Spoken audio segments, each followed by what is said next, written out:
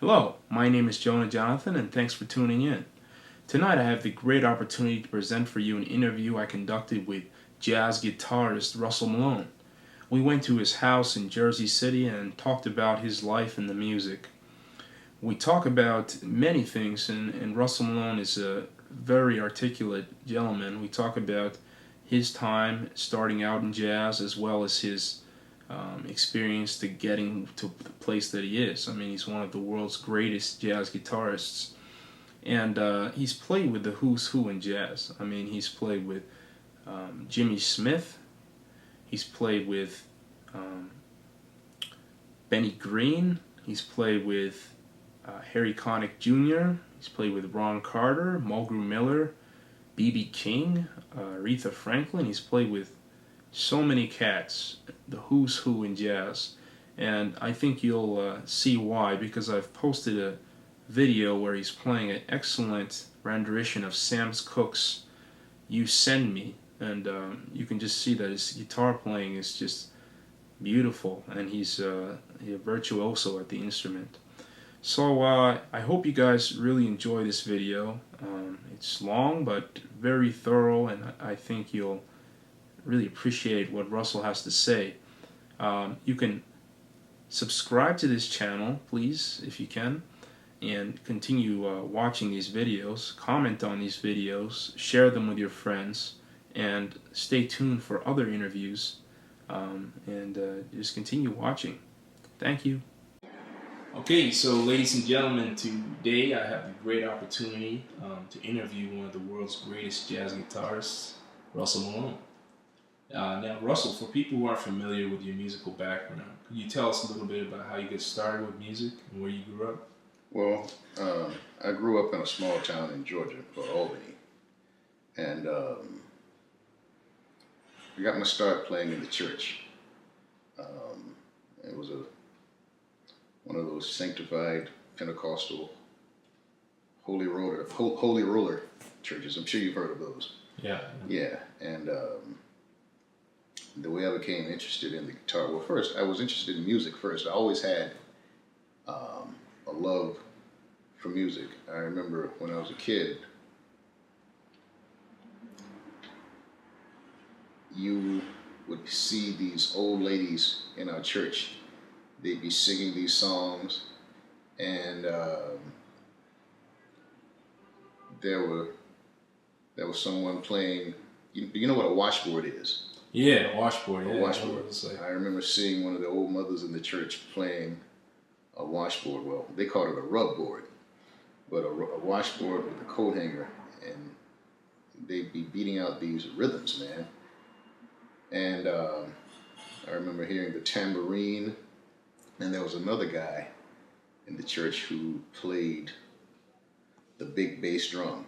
So you had all of these things happening, and man, the groove would be so strong. People would be dancing, they'd start speaking in tongues, and it was very exciting. And then you'd see these men.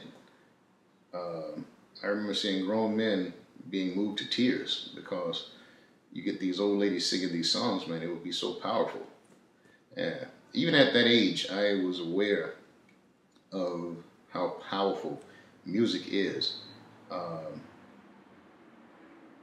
You can play music in front of total strangers, yet somehow you connect with that total stranger. That's always amazed me how that happens. Yeah, it's pretty amazing. And the power of music. Yeah. When people you play something or sing something, and people start to cry, or they start to move or dance, or I've even seen people laugh out loud. You get all these different types of reactions, and that's some pretty powerful stuff. Even at that age, must have been about 4 or 5, but I was aware of these things taking place. And then my mother had these records around the house by, there was a lot of gospel records by groups like Sam Cooke with the Soul Stirrers. You familiar with that? Yeah, Sam Cooke, man. Yeah. Great stuff. I remember him singing a song. One of my favorite songs of his was touch the hem of his garment. Yeah, I still like that song. And then there was, she had records by the Dixie Hummingbirds, the Fantastic Violineers, Inez Andrews, Shirley Caesar. All of these records were being played in my house. And then there was also radio. There was a DJ. I don't know if he's still alive, but his name was Fred Doc Suttles. And he used to have a radio show. Well, on Sunday morning he played gospel songs. And every now and then he'd feature some of the local artists, some of the local musicians in Albany, Georgia, on his show. And I remember this old lady who I never met her, but I remember hearing her on the radio, and I remember seeing her on the street, playing on the street corners. Her name was Sister Mary Floyd. And you ever hear of Rosetta Tharpe? Does that name ring a bell? Maybe not. Maybe. Well, anyway, maybe not. I'll look her up though. Rosetta Tharpe, check her out, man. I think you'd like her. But anyway, she was a great guitarist and singer. But Sister Mary Floyd played in that style, and I remember her song. She had this hit, it's kind of like a local hit in Albany, Georgia, and it was called "Don't Let the Devil Ride," because if you let him ride, he'll want to drive. But man, I heard her on the radio and saw her, as I mentioned before, on the street corners. And then Doc Suttles also had a jazz show. On weeknights, he would play, you'd hear him do his jazz show, and then after that, he'd do his gospel show called The Gospel Train. So, I mean, I heard all of these things growing up, and it had a major influence on me as a kid. And then I became interested in the guitar around 4 years old. There was a guy in my church who played the guitar. I never got to talk to this guy and never even met him, but I remember him. I can see him now just as plain as day, standing over in the corner playing his guitar. He's an old man named Johnny Will Williams. Never got to meet him, but I still remember that guy. And I remember how he would play that guitar, man, and people would start shouting and dancing. And my mother must have been paying attention to me, paying attention to him, because she bought me a guitar. Wow, yeah. I was 4 years old. Yeah, 4 years old. She bought me this little guitar. It was about that long. It was plastic, and I remember the color of it was green, and it had plastic red strings on it. But one of the guys in the church showed me how to tune it, and I learned how to play a D chord in the first position. And all day long, I just played that D chord, man. And you couldn't tell me I wasn't playing. I must have driven my mom crazy, but that's how I got started with the guitar. And even though I wasn't able to play, I felt that I was making music. You know, I would put that guitar up against my chest, and I mean wherever you place it, and I would feel there was something about feeling the vibrations of that instrument coming through my body. And I still get that same feeling today when I play, you know. That's real funny because I had a similar thing when I was a kid. I growing up in Hawaii, I had a ukulele, and my parents gave that to me around the same age, 4. So I would strum that thing all day. I wonder if that has influence on me being a string bass player. I know, probably does. But I was making music. In my mind, I was making music. Yeah. That's another interesting thing that you touched on, that the gentleman in your church had such a powerful influence on you playing that guitar. I'm sure you as a guitarist must have had an influence on many other people that are out there, and they say, wow, that guy was playing, you know. I'm sure there's other kids or younger generation that's looking to you, and that's the reason they started playing. It's quite possible. I've had some young people come up to me, and it's so weird now because they're calling me Mr. Malone. They're addressing me, oh, Mr. Malone. And I'm like, wow, seems like yesterday I was, you know, the young kid going up to Jimmy Heath and Ron Carter.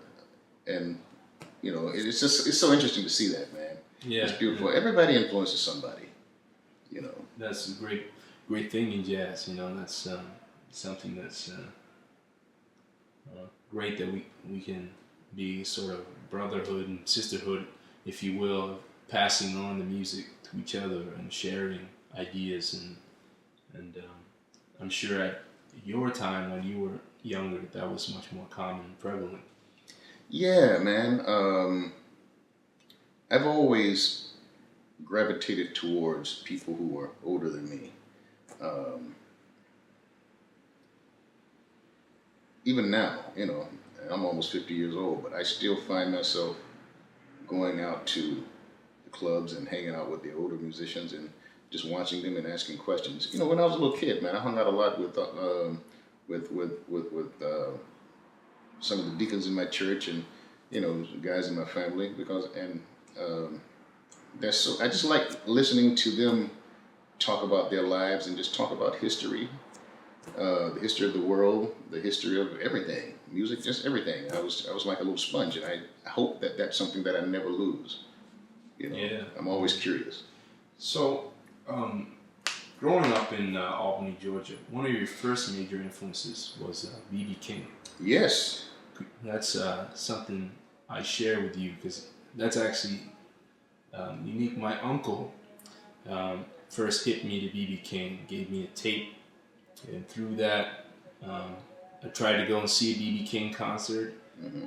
and it was sold out. But then I got into Jimi Hendrix from that. So my parents bought me a CD. So B.B. King is something that was an influence for me.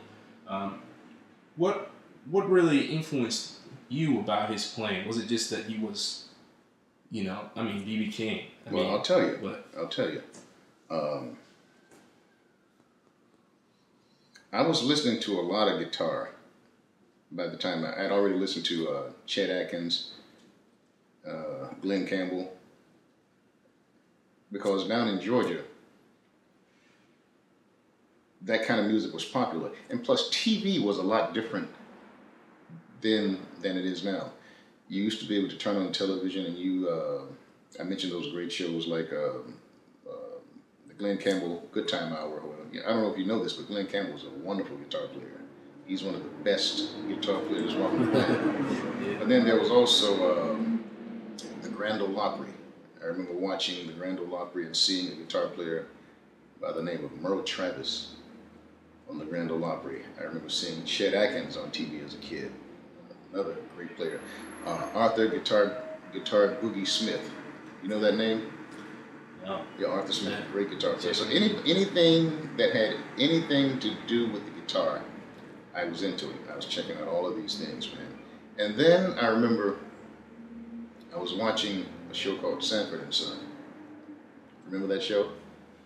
Red Fox? Yeah. Yeah, I remember watching an episode of Sanford and Son. And B.B. King, I never heard of B.B. King, but he appeared on the show as a guest in one of the episodes. And I remember seeing this guy singing. First of all, the singing was so similar to the way that the minister in the church would deliver a sermon, so that got me immediately. And then this man started to play that guitar. He was singing a song called How Blue Can You Get? And when he started to play that guitar, man, I'd never heard that kind of sound before. It was like, with every note, there was a flame burning through every note that he played. And I was like, oh my goodness gracious, man, what is going on here? So that was a turning point in my life, Yeah, And he still got it, man. B.B. King is in his 80s, in his mid 80s, but he's still on that level. and I got to play with him, man. I got to do a recording with him. That must have been amazing. There seems to be a common theme amongst some of you legends in jazz. Mulgrew Miller told me that his dream was to play with Woody Shaw. Yeah. And then later on, he played with Woody Shaw. So it seems like if you work hard enough, later on you'll get a chance to possibly work with one of your role models or idols. Well, I always had, when I was growing up in Georgia, when I got bitten by the jazz bug, I always had the dream of playing with some of these great people. In fact, Mulgrew was one of the guys that I fantasized about playing with, as well as Ron Carter and Ray Brown and Hank Jones, and that's why I worked on learning songs and listening to all of these records, man, because I I wasn't certain that it was going to happen, but I was hoping that it would happen. It would happen that I would be in the company of these players and be able to play with them. Well, So you I had just figured, you had that in your mind, and it manifested itself. I just figured, I don't know whether or not it's going to happen, but just in case, I have to be ready. So, I was learning this music, and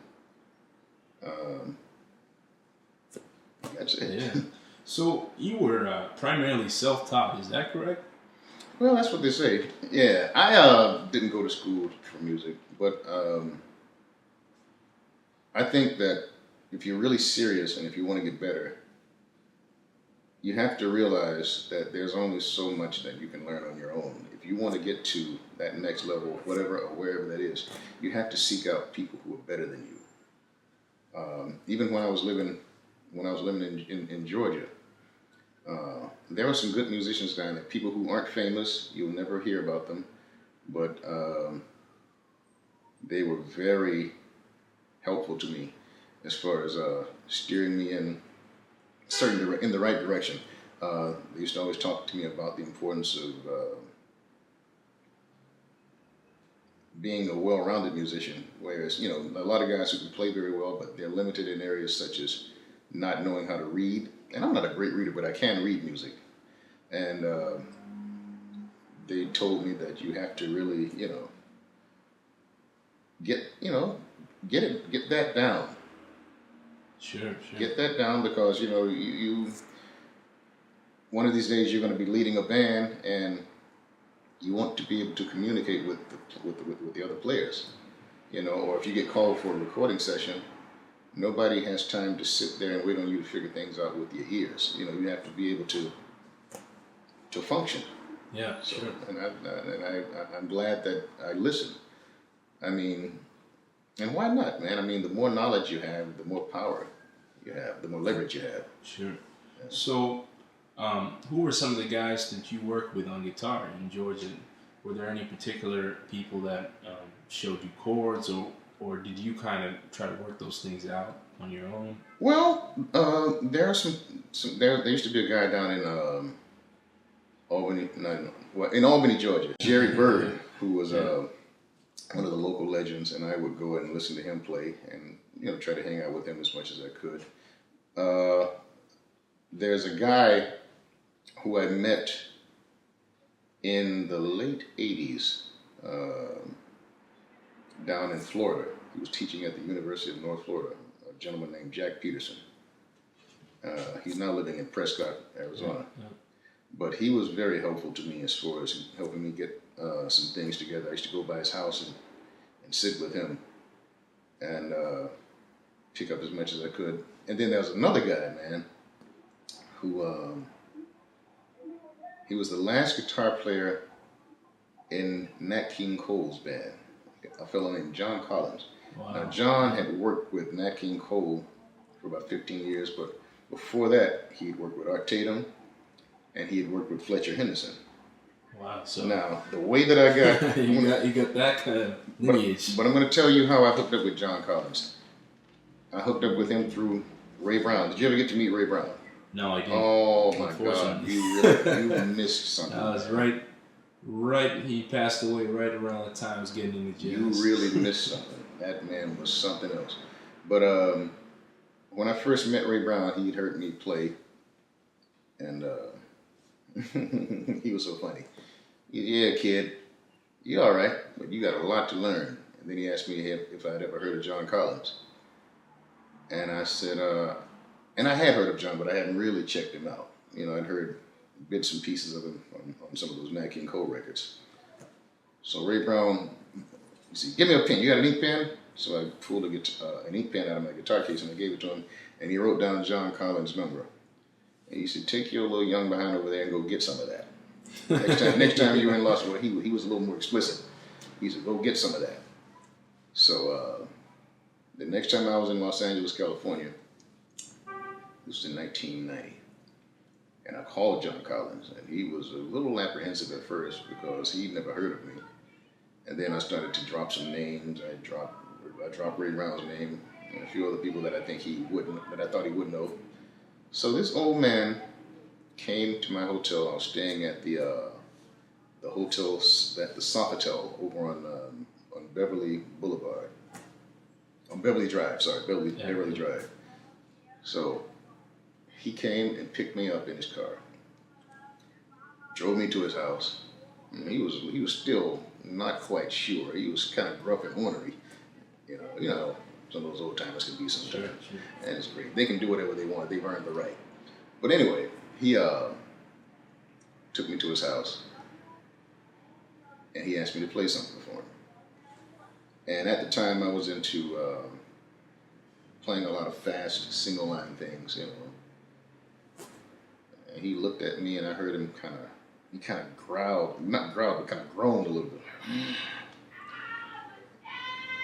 And I said, is something wrong? He said, let me see your box. So I gave him my guitar. And this old man started to play Lush Life. And he had all of these different things moving simultaneously, you know, chords and melodies and counter melodies and all of this, you know, all these great things were happening. And I was like, wow. And it took me about 5 minutes to pick my jaw up off the floor. And he told me something that I never forgot. He said, you know, one of the things that bugs me about you young guitar players is that everybody's so busy trying to play fast and trying to play hip and trying to be like horn players. And that's all well and good, but you're overlooking the beauty of the guitar. There's so much beauty in that instrument if you look for it. And he said something. He said that the guitar can be like a small orchestra in your hands if you approach it that way. And he started to talk about players like George Van Eps and Johnny Smith, who I'd heard of. I'd heard of these guys, but I'd never really checked them out. And he told me about when he was in the military. He had seen Andre Segovia, the great classical guitarist. And he talked about how Andre Segovia just was such a beautiful, sensitive player, and how he could just mesmerize an audience. And he talked about other guys who could do that, like seeing Joe Pass, how he could just mesmerize an audience with just beauty. They didn't just blow you away with chops. And I got to thinking about that, man. I said, you know, this old man is right. Yeah. It's, you know, anybody can blow people away with chops and a lot of notes, but I think when you can enchant someone with beauty, I think the feeling of enchantment lasts longer than being blown away. I'll never forget one time, man, when I was a kid.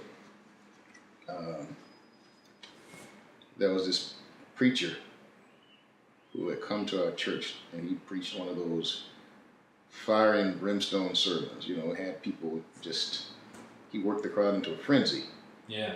And then after service, I overheard these old ladies talking. They said, man, so-and-so, Reverend so-and-so came to the church and preached. Oh, man, he blah, blah, blah, blah, blah. And so somebody asked him, really? Well, what did he preach about? And then they said, well, I don't know, but he preached. You know, they got caught up into the excitement, but they didn't really, get the message. So the point is, you know, beauty, the feeling of being enchanted by something beautiful. That's it, man. That's it. That's what touches here. Well, you know, having observed your playing personally, there's some things you do with the guitar that is quite unique, and I haven't seen very many guitarists do that. Even now, I mean, you do something the way that you play chords in such a way, and you adjust the knobs, and with the amplifier, you're able to produce some really beautiful sounds. I guess later on in the interview, I'd like to talk about your approach to that. But let's move into your real school, which was meeting Jimmy Smith. Oh, yeah. So, because you said you didn't go to school, but meeting Jimmy Smith is probably better than 10 times jazz school. Well, you know something, Jonathan? All of my musical experiences, man, were great. And Well, actually, some weren't so great, but I try to learn something from each and every one of those experiences. Jimmy Smith was definitely a heck of an experience. Getting to play with him and just get my behind kicked on the bandstand by him, getting to talk with him, and along with a few other people. Man, you ever hear of a guy named Eddie Cleanhead Benson? Yeah, I think so. I got to work with him back in the mid '80s. Wow. I spent a week with him at a place called Lee John's Nightery.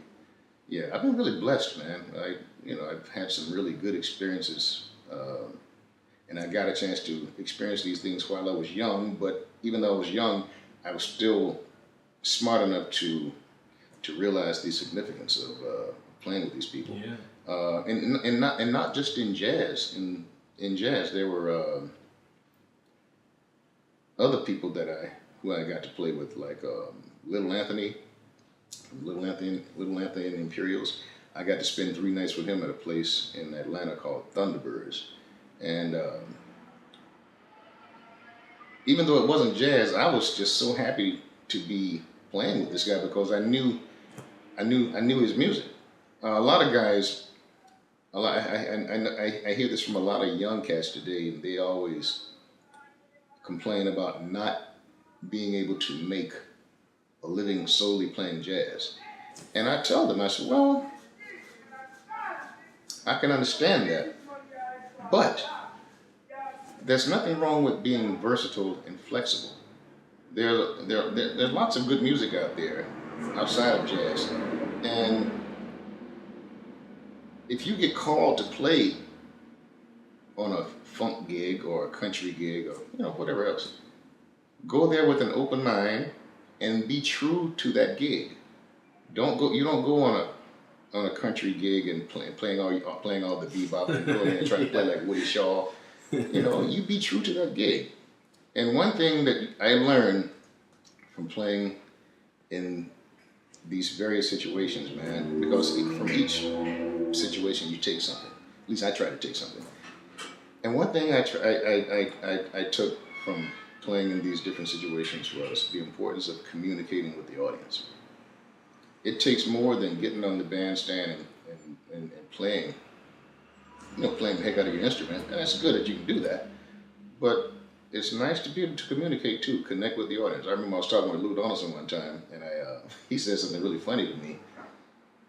Have you met him? You met Lou? Yeah. You got that. You talk like this. Yeah. But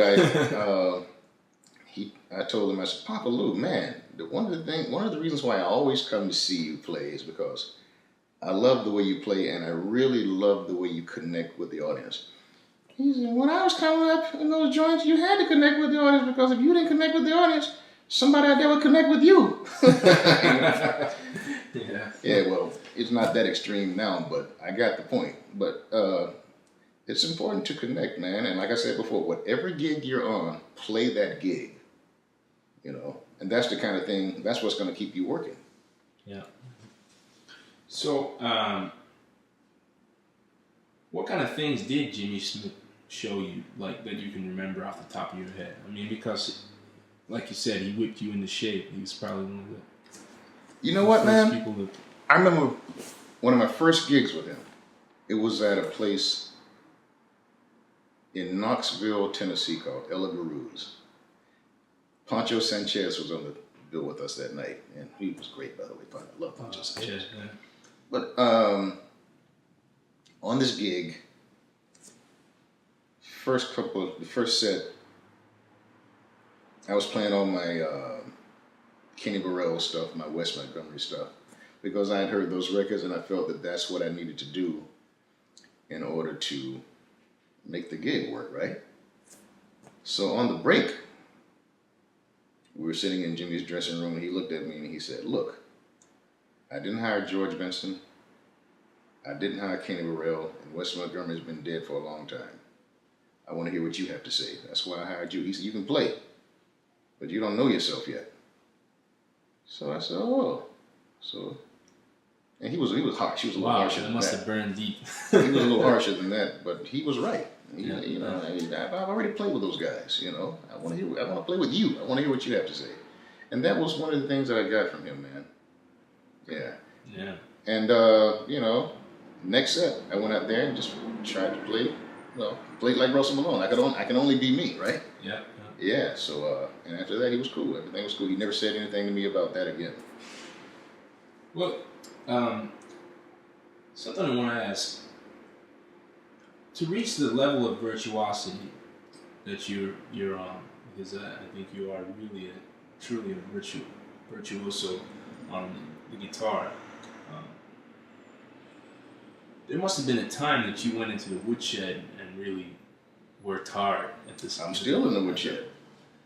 Yeah. But something Mulgrew mentioned to me, and Mulgrew was a compatriot of yours, a fellow compatriot. I mean, he said that at a certain point in time, and he recommended this to me. He said, you need to lock yourself in the practice room. And just, that's all you do. Eat, sleep, play. That's it, you know?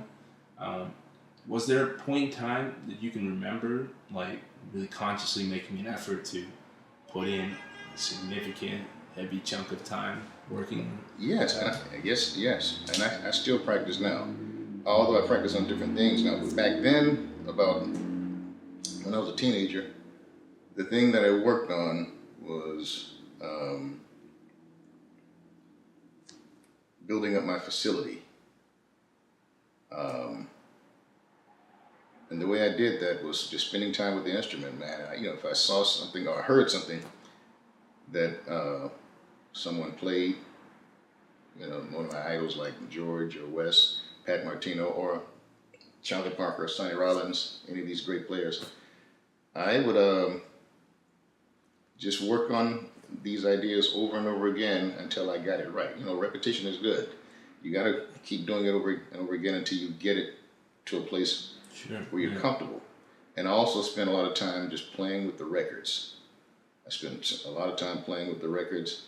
And what else did I do? Just spend a lot of time learning tunes, learning songs, learning the lyrics to songs. And then, once you learn all of this stuff, all of these things, you got to get out and play with people. You have to, because a lot of people, they spend a lot of time practicing, and then when they get out to play, it sounds like they're practicing. They're like they're practicing. I never wanted to sound like I'm practicing. I've seen guys, I know some famous guys, some well-known guys nowadays who sound like they're practicing when they get on the bandstand.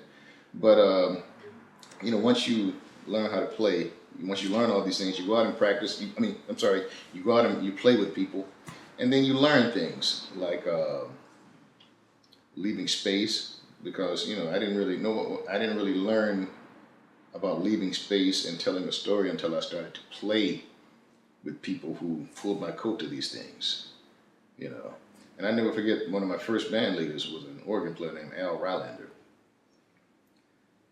and he told me, he said, "Son, you have to be really careful about playing a lot of stuff." He didn't say stuff; he said something else. You have to be really careful about playing a lot of stuff, because after a while, it's just a whole lot of stuff. And it made a lot of sense, man. So, but I now when I practice, whatever I'm weak in at the moment, I still practice on my sight reading. I'm still trying to get that to that next level. Sure. And now I'm working on just my touch, my sound. I think sound is very important, because that's the first thing that the listener hears before they start to pay attention to what you're actually playing. They hear what it sounds like. It's just like, some certain speakers are compelling because of the sound of their voice.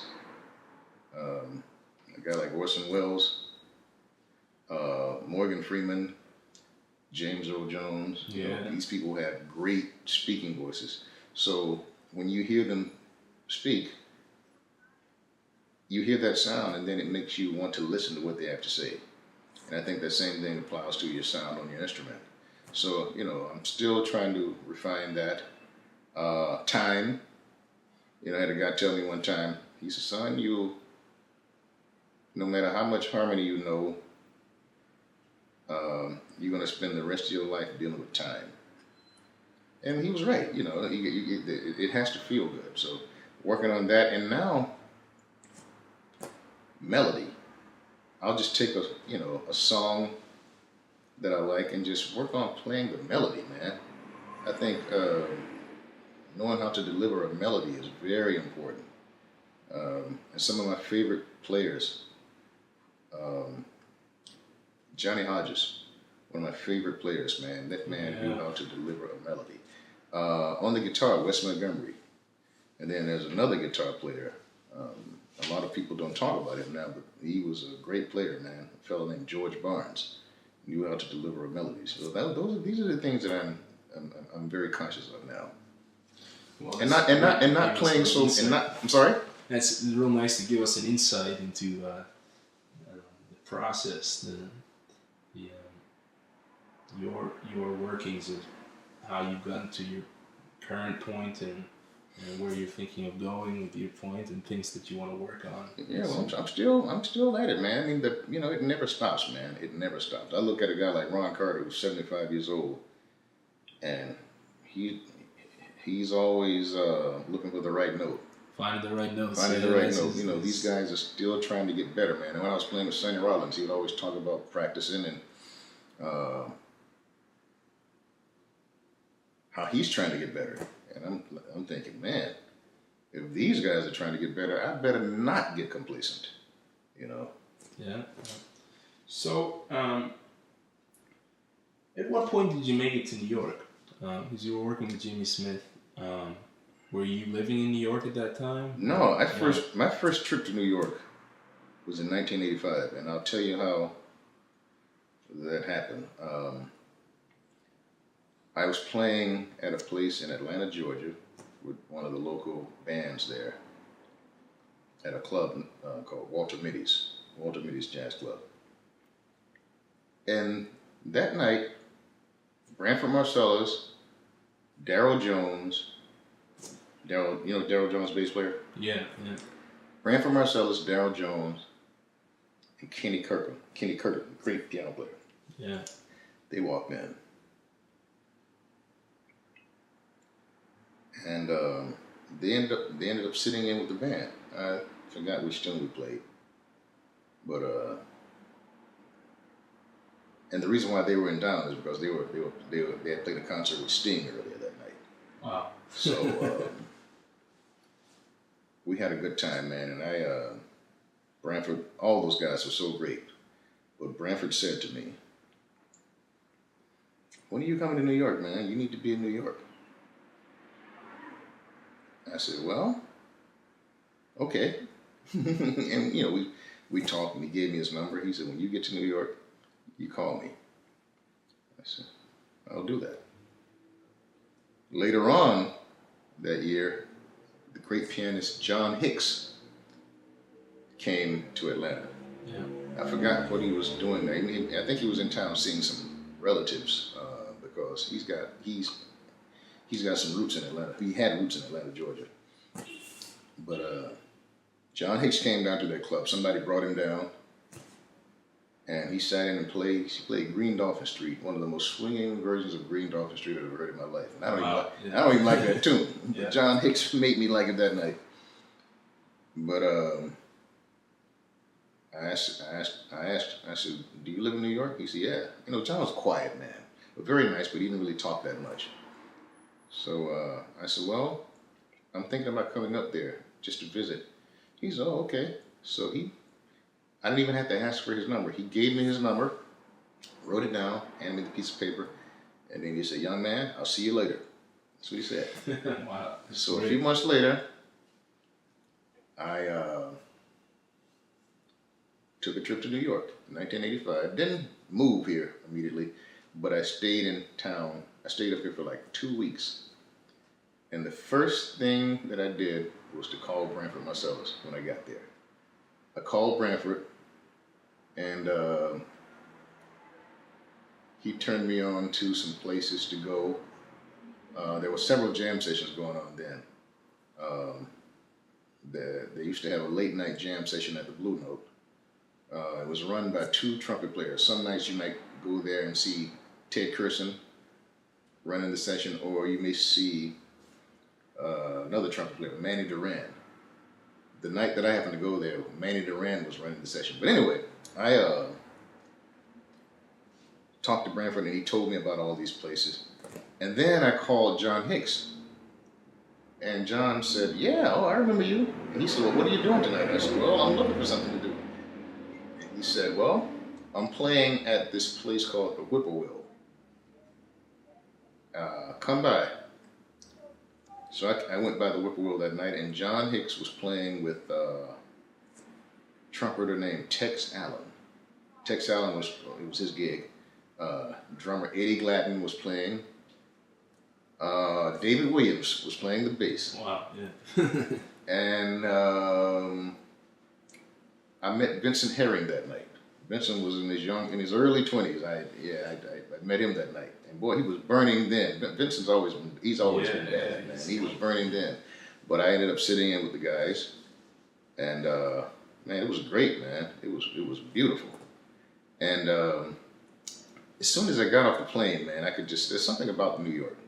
As soon as I got off the plane, I could just feel this surge of energy that I'd never felt anywhere else. And so that was how I ended up here. And I remember there was another place, man. Barry Harris used to have this place called the Jazz Cultural Theater. You ever hear about that? No, maybe I've heard something mentioned, but I never. Yeah, there was a really lot going on in New York, and a lot of those giants were still walking the earth, like Billy Joe Jones and Art Blakey. Great time to get there. Art Blakey was still around, but I remember going to the Jazz Cultural Theater, and I met bassist Kim Clark. You know her? I met Kim Clark. I met drummer Roy Haynes' son, Craig Holiday Haynes, and I met trumpeter Bill Hardman, who used to play with Art Blakey, and I met Lonnie Plaxico. Oh yeah, Lonnie. Now check this. I have a story. I have a Lonnie Plaxico story. Something that he said to me that was a turning point, man. We had played Stablemates, or Invitation, one of those tunes. And Lonnie was playing the bass. So after we had played the tune, band took a break. Lonnie said, "Hey man, you sound good. You sound good, man. Where you from?" I said, "I'm from Georgia." He said, "What part?" I said, "Well, I was born in Albany, but I grew up in Atlanta." He said, "Okay, solid, man. You got good feeling, you got good sound, and you hear changes very well. But let me tell you something. You may be able to get away with playing like you're playing down in Albany, Georgia, or down in Georgia, but you can't get away with playing like that up here." I said, "Well, what do you mean?" He said, "Well, I hear all the licks that you cop from other players." And that's all well and good. But see, all those players like like George Benson and Grant Green, all those guys, they've been here. New York has seen those guys. They don't want to see another version, a second-rate version of those guys. You got to come up with something that's personal. And to this day, I love Lonnie Plaxico.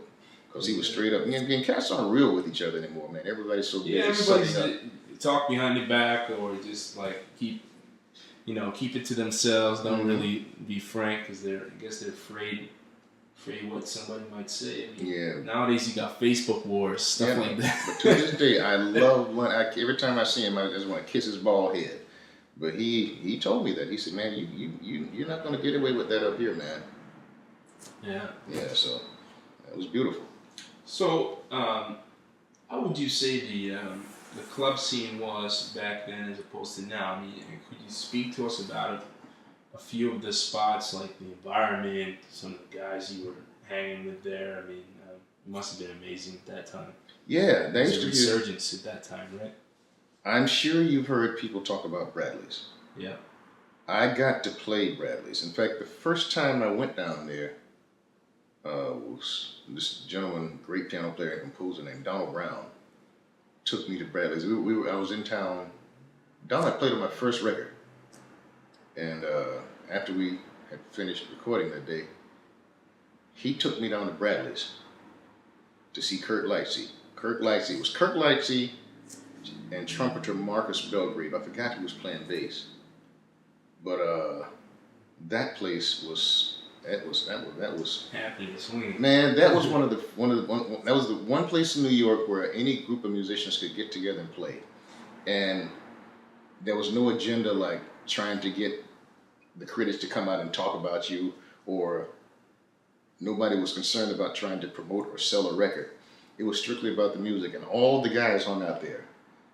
You might go in there one night, you might see Stanley Turrentine, you might see Freddie at the bar, Freddie Hubbard, you might see Art Blakey, you might see George Benson. I mean, this Hank Jones, Tony Flanagan, all these guys would hang out and play. Cedar Walton, Big George Coleman, Harold Mayburn, all these guys would hang out at Bradley's. Amazing. And they would come by. Some of them would come by after their gigs because Bradley stayed open late.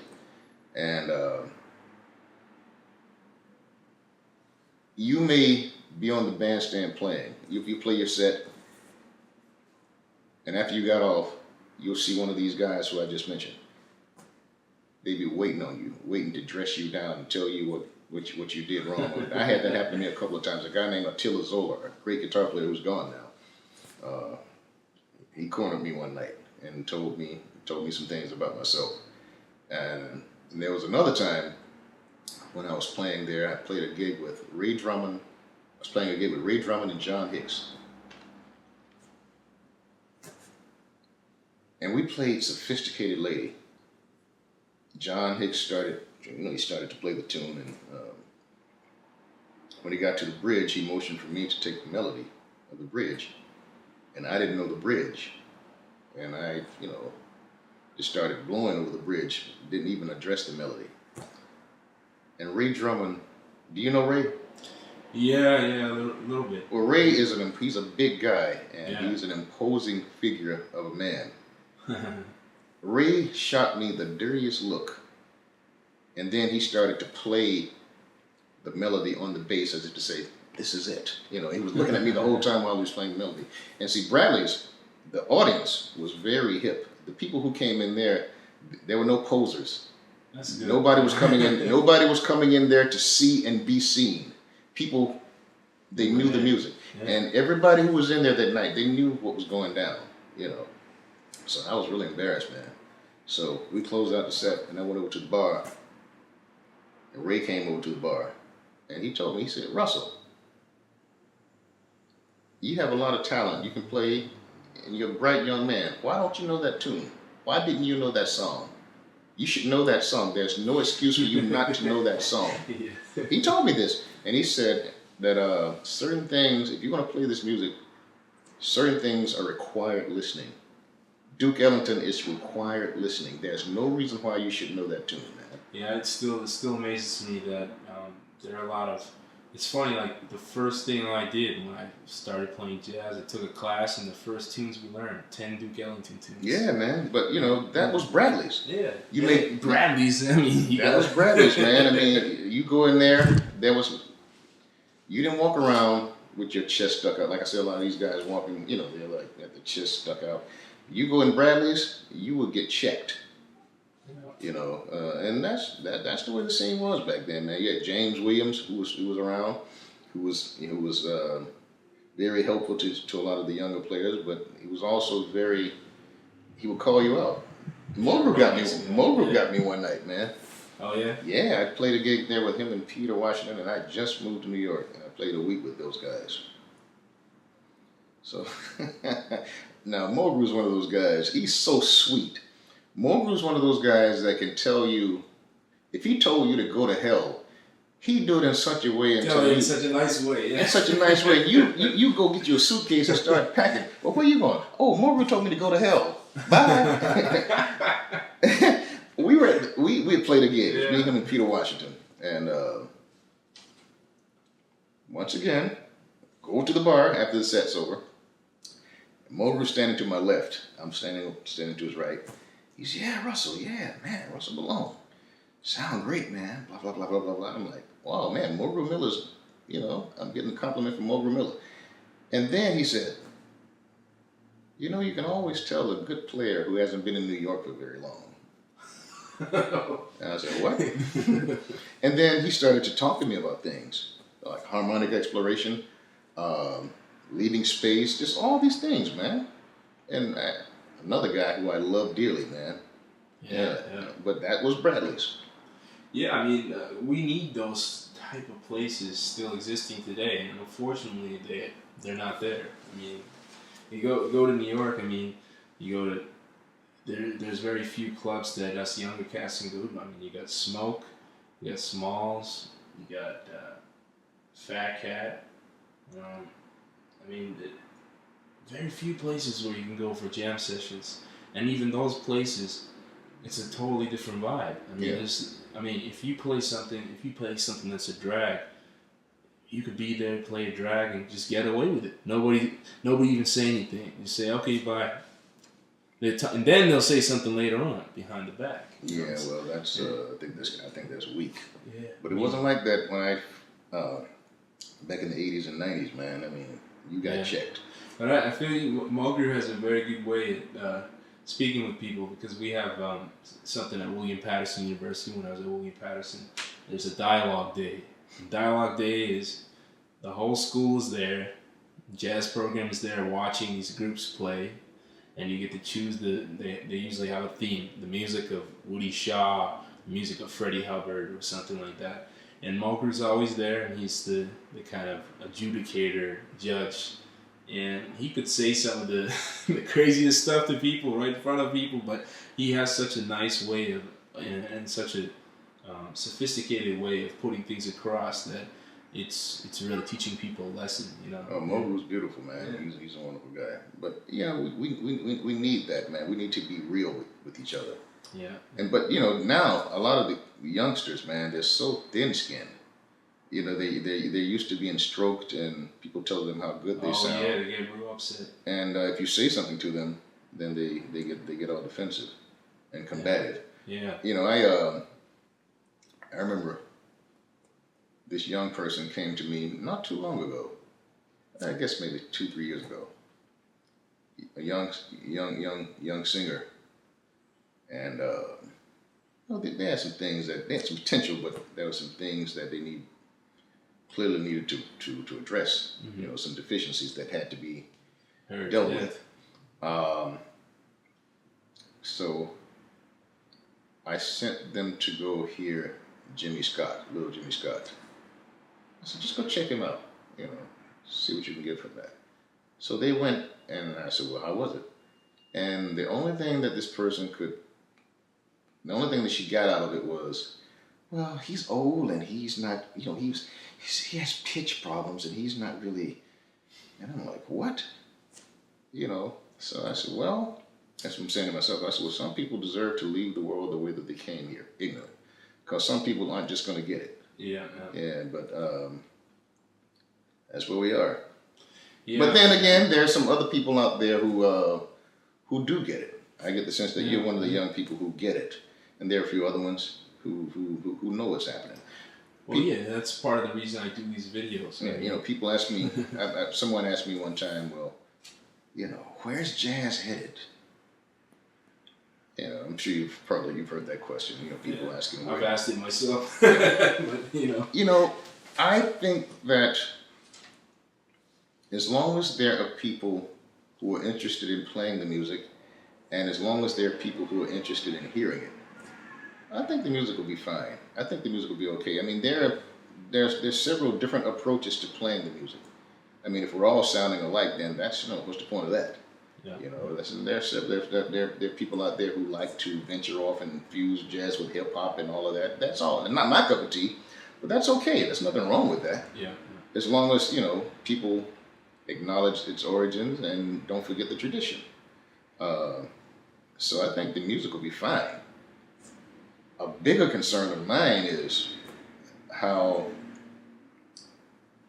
musicians need to figure out how we can gain more control, because now, and not just now, but for a long time, musicians have been at the mercy of people who don't have any musical talent, but they're calling the shots. Yeah. We need to figure out how to gain control of this stuff, man, of this music. And it's funny, the thing that's always amazed me about the music industry and the music business is that, flunkies, hangers-on, groupies. You know, these people end up somehow or another, some way or another, they end up calling the shots and finding themselves in positions of power. It's funny, man. Like, you know, some of these people are booking gigs, and some of these people are even influencing clubs who started out washing dishes in jazz clubs are now influencing the person who owns the club, influencing them as to who comes into the club. What kind of shit is that? Yeah, I totally agree with you. You know, I think that's more important than us being concerned about where the music is going to go. The music, as long as people are listening and playing it, the music will be fine. Yeah. We got to figure out how to gain control, man. Well, yeah, change the politics of things. I mean, the beginning of my series, I called this the Jazz Musician's Dilemma. But the thing is that there's some people who believe they don't really see any dilemma. So I kind of changed it to the Jazz Musician's Voice. But what you're talking about is exactly the kind of dialogue that I'm trying to start through these videos. I mean, in the beginning, I was playing some gigs and not getting paid, and just things that were really ridiculous, you know, going on. And I try to think, well, how could I address this? Maybe us musicians should have a big conference or something. But then I thought to myself, how are you going to gather all the jazz musicians in New York to a conference? But then I thought, well, you know, YouTube is a way to reach out to people, and through my YouTube videos, I've managed to be able to kind of have a dialogue with some of the more established and as well as younger musicians about some of the things that are going on in the scene. And what you're talking about is definitely a problem and something that needs to be addressed. The hope for me in the future is if I ever come up with some money, I'll try and reopen a spot like Sweet Rhythm, you know, or Sweet Basils, you know, and bring you older established cats back and really show things how it's done. I mean, nowadays it's rough going to sessions. I know. Yeah, but we need to figure out how to get more control, man. And it's like people, they love to hear the musicians play. They like us, you know, but they're not really interested in what we have to say sometimes. There used to be, you know, you have the readers' polls and you have the critics' polls. There used to be a musicians' poll in some of the magazines. Now, what happened? What happened to it? When was the last time you saw a musicians' poll? It's like someone decided, well, we're not really interested in what they have to say, so we'll just slowly get rid of the musicians' poll. And we need to get control, man.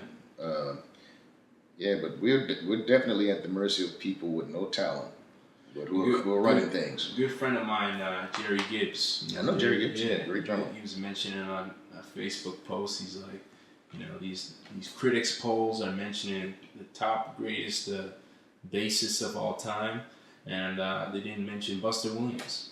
Yeah, that's something. That's something, that's man. Crazy, you know. Critics polls. You know what? Maybe we should ask them where the music is going. They seem to think they know. Yeah. Because if you look in the polls, you look and see who ranks where. I think that and then you know what's very telling, like you said, Buster not being there. It's very telling who's not there. Yeah. When you pay attention to who's not there, that's very telling. I mean, I get the sense that they have they're powerful. They're powerful, and they change the perception in how the public sees the music. And they have an agenda. Yeah. Some of them, if they had their druthers, I'm sure that the whole history would be rewritten. Yeah. If you get my drift. Yeah. And something else that I noticed too, man. Did you see that International Jazz Day? Remember that? Yeah, the internet. All those people. Wasn't that awful? That was like a private event at the UN, right? Like, yeah, but I watched it on YouTube, and man, some things about it was great to see Ron Carter, Herbie Hancock, and Wayne Shorter. Yeah. And some parts about it were good, but there were a couple of things that went on that really bugged me, man. Jimmy Heath was there playing with a couple of groups, and during the segment with Jimmy Heath and Hugh Masekela, he was sitting in with Hugh Masekela's band, and a famous actor was announcing the band. He did some talk before The band started to play, and then he started to introduce the guys in the band. And this guy did not even mention Jimmy Heath. Wow. Did not mention Jimmy Heath. And Hugh Masekela had to intervene and say, "Hey, we got Jimmy Heath over here." I mean, Hugh Masekela knows the deal. Yeah. But I just thought that, Jimmy Heath, one of the greatest musicians of all time, being treated that way. And then they had him with another group, and it was just awful, man. I think that if you're going to have an event like this, an International Jazz Day, you got Jimmy Heath, who's one of this music's most prolific composers and one of our great saxophone players, one of our great artists. Why not feature him playing some of his compositions, or have another group play some of his compositions? But instead, he was there as window dressing.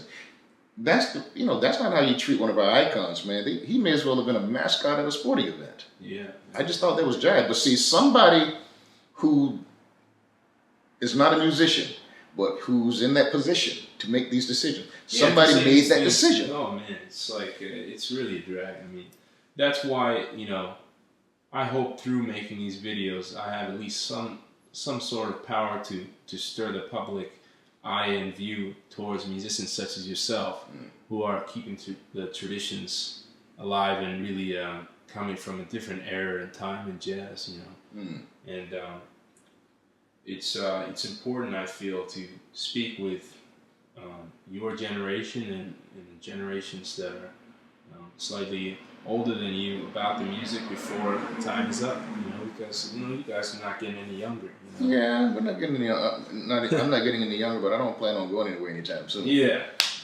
we're lucky to have someone like you. You're still at an age where you'll be with us for a very long time. Well, I certainly hope so, John. Hopefully, and so I want to talk about. You work with some real greats. I mean, you worked with Harry Connick Jr., for example. You worked with him, and you worked with him for a long time. You've also worked with people like Diana Krall, Gladys Knight, Aretha Franklin, Natalie Cole, David Sanborn, Shirley Horn, even Christina Aguilera. Wow. So, wow, man, you got to work with so many greats. Through those people that I just mentioned, could you name for us some experiences that really stood out to you?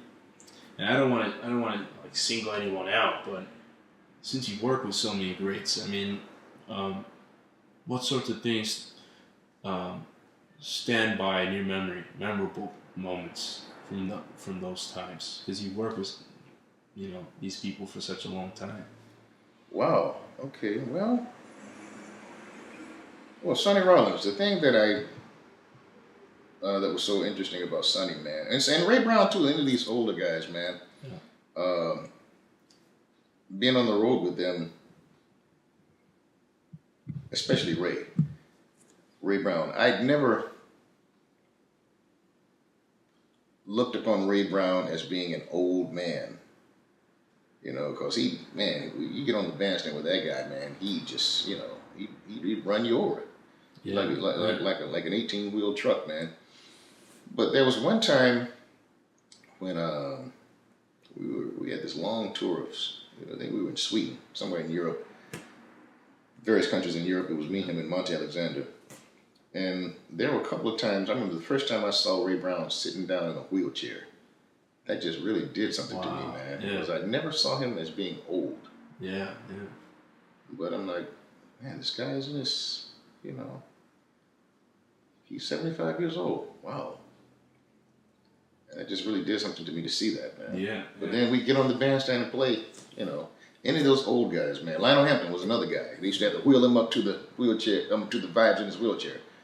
But he had to be near that music. And all these, that's one thing that these older musicians had, man, or have, is that love for music. They may have some physical ailments that are bugging them throughout the day, but as soon as they get to that stage, it's, it's like they become transformed. Yeah, I mean, you look at Roy Haynes. Well, he's in his 80s, and he comes and plays. He's like a 25-year-old. Well, same thing with Ron Carter. Well, Ron too, yeah. He's so funny. He's too ornery to be old. I never saw Ron Carter as an old man. He's just he he's works timeless. as a trainer now too. He's 75 years old and doesn't use a cane, doesn't walk with a limp, and he's still cracking the whip. He's got the body of a 40-year-old. You know, He's something else, man. The interesting thing about Ron, man. You know, when I first got into jazz, I started listening to this music when I was 12, and listening to those. I first heard Ron on those George Benson records and those Wes Montgomery records, and I was listening to the guitar. I mean, I got those records because of the guitar players, obviously. Yeah. But there was something about that bass, man. I mean, his personality was just so strong. Yeah. You know, I'm like, man, this guy, man. It's hard to imagine those records without Ron Carter on them. Yeah. You know, because his presence is just so strong and his personality is just so powerful. And I remember listening to those Miles Davis records, the ones with Herbie and Wayne, you know, that group. Yeah. And they sound fantastic. But I remember, you know, and I guess you can attribute this to me being young and naive at the time. I was listening to Herbie, and I'm like, man, this piano player is really playing some way out stuff, man. What did he come up with that?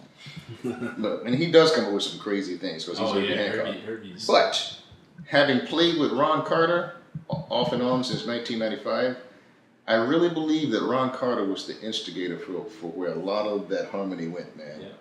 Yeah. I really do believe that. I could be wrong, bass lines. No, definitely. I think Mobley's mentioned the same thing. He's like, you know, the stuff that Ron plays, certain notes that he plays, Mobley just enjoys. He doesn't even know where it's going. You know, Ron just has this like.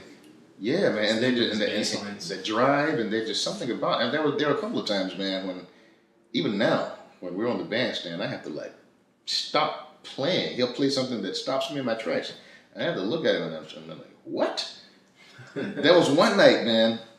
We had played a gig at this place called Ronnie Scott's in England. Oh yeah. Me and Mober and Ron. Yeah.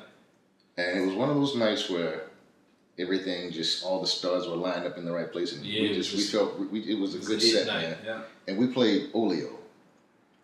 And Mober played the first solo and just burned through it the way you would expect Mober to do. Yeah. I took the second solo and I felt pretty good about what I played that night. Yeah. After the guitar solo, the old man, Ron Carter, we laid out. Ron played, I don't know how many choruses, but it was just walking bass. Jonah, that was some of the baddest stuff I've ever heard on any instrument. Wow. Yeah. And me and Mober, we just looked at each other and we went, you know. That's Ron Carter. But man, I mean, he's you know. I posted, I'm not sure if you're familiar, I posted a couple of videos of you guys' performance in Montreal. Mm-hmm.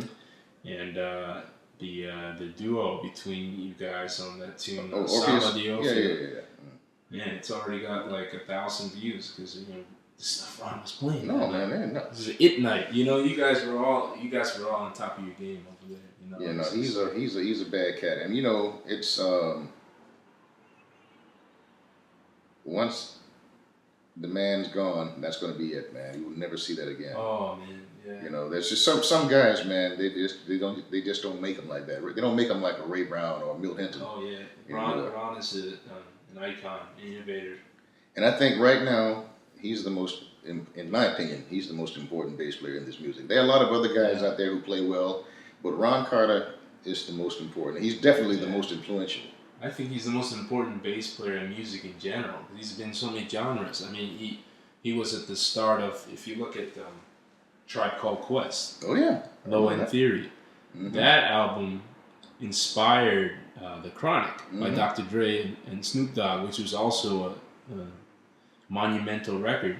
But believe it or not, I'm not sure if you're familiar, if you've read in the book, Ron's son discovered that a sample of Ron's playing was on The Chronic. Oh yeah. So even Ron was on that. So if you look at Ron, I mean, he's like he's on a whole other genre, the founding of, and in the bossa nova. Oh yeah. And, you know, it's just like it's amazing that He was just there at the right time. And, But see, that's what I was talking about earlier, as far as being flexible. Yeah, yeah. Ron Carter is flexible. All the great guys are flexible, man. He could have easily went in there, being this jazz great. He could have easily went on that session with Tribe Called Quest and whoever else he played with and turned his nose up at it. But no, he didn't do that. He did what he had to do. Make it happen, man. Yeah. Yeah. Well, I thought it was just very noble of him. I mean, for one of the top orchestra directors in the country to crush his dreams like that, to tell him straight ahead that, look, you're a great bass player, but orchestras aren't ready for a black bassist. Well, that was the reality of that time. Yeah, But that's a crushing blow. He worked so hard to get to that point. So. Yeah, but look at what he's done now. Yeah, exactly. You feel like that's what he deserves.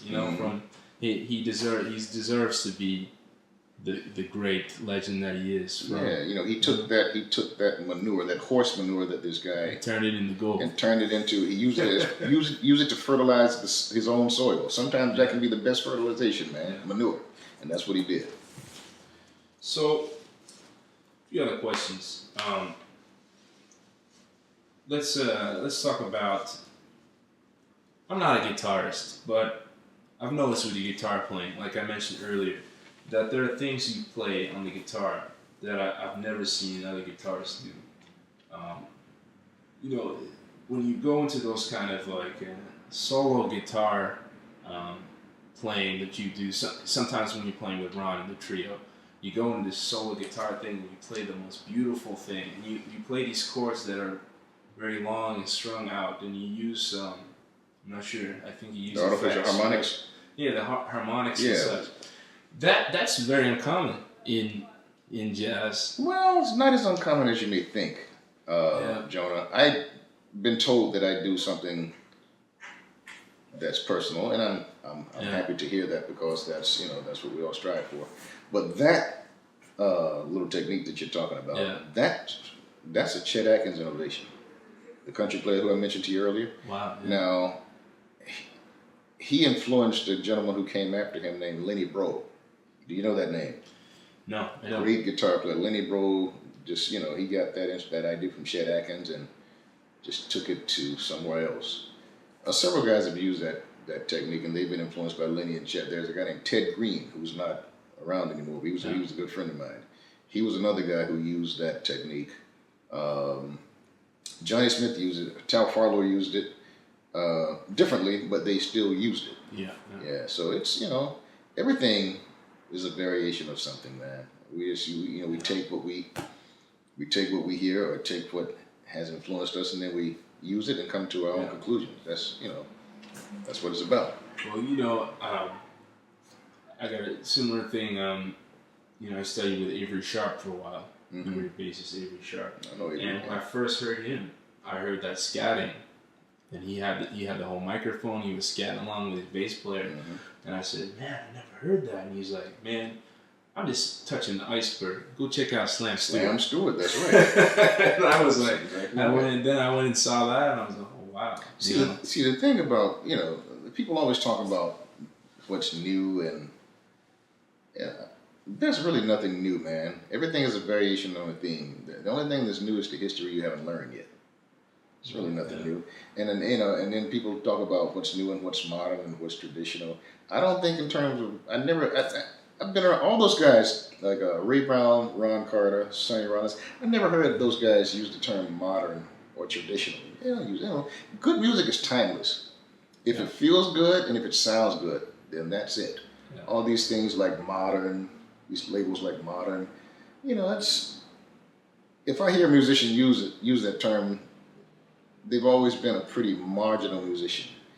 Or the other people who use that terms like that are people who can't play. A lot of the writers like to throw these little words around, but I guess it makes them sound smart, but it doesn't really mean anything. Well, modes have been around for hundreds of years. Yeah, that's nothing new, man.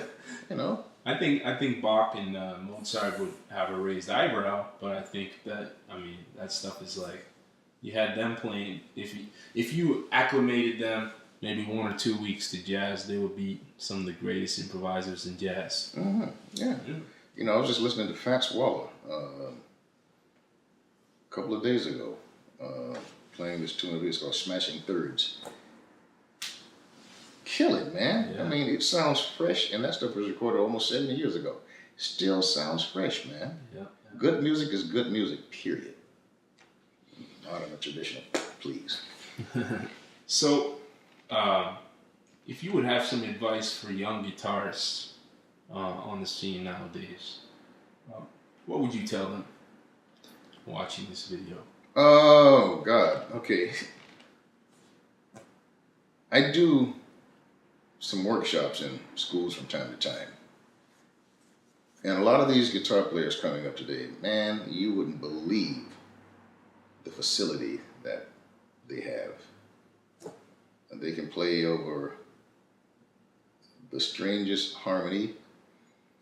And now the fashion is odd meter. You know, everybody likes to play odd meter music, and they can do that, and it's cool. Yeah. But my test is I like to leave one guitar player up and one singer. And that's when all hell breaks loose. That's when the covers are pulled off. Yeah. First of all, they don't know tunes. Number one, learn songs. They don't know tunes, and if I say, okay, the tune that you know, set the singer up. Give the singer, set her up with a 4 or 8 bar intro. They don't even know how to set up a tune. So, you know, they don't know how to accompany. You know, I think those things are very important. And I tell them, I say, you know, playing odd meter and playing fast and playing slick, that's great. You know, that's great because they can do that, and they, you know, the other guitar players are stroking them, saying, "Yeah, right on, man, right on. That's good." Mm-hmm. They put the little videos up on YouTube. Everybody's stroking each other when nobody's working. None of these guys are working anywhere. And the only people who care about that are the other guitar players. And they don't, you know, they don't have a gig to give them or offer them. And if you do have a gig, a lot of them are so cutthroat, they're trying to take your gig from you. You know what I'm saying? Yeah. So I tell them, you know, learn how to accompany. Nobody's going to hire you based on your ability to play fast. Or, you know, people want you because you can make them sound good. How are you going to enhance their music? All that other stuff is nothing, man. But, you know, you got a lot of these guys playing fast and getting online and bashing people who are working, who you know, who are making a living. Yeah. I mean, they bash everybody. Yeah. But they're not working. So I just tell them, you know, you got to be smart. Learn how to accompany, learn the songs, and just, you know, learn how to be a well-rounded musician, period. Yeah. Well, thank you, Russell, for doing this interview. Oh, this is fun, man. I'll see you around. Yeah. Yeah.